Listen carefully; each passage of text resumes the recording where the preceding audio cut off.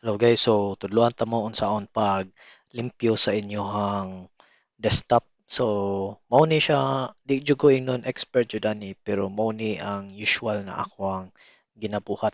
So akong gibuhat is mari ko sa start or i-press nimo ang start then R para mogawas nimo ang kaning run nya i-type ni nimo ang percentage temp percentage as temporary files.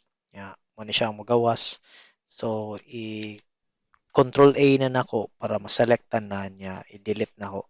So, inaniyon nako pag limpyo sa ako ang computer, then skip lang nako kung nayuba na files na dili ma-delete. Skip lang. Pabuton lang nimo siya.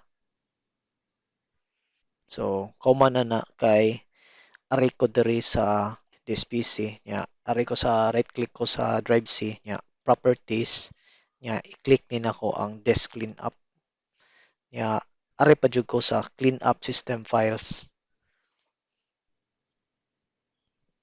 So mo ni siya ipang check ni nako tanan, then i-click ra nako ang okay. Delete files. Kauman ari gapon ko balik properties ari ko sa tools error check para sa imong drive nimo clean drive. Mo na siya.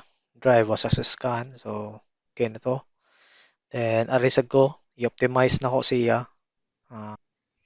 So, okay na. So, more na siya ang ako ang ginabuhat na pag-clean ako sa computer. Pareha ni.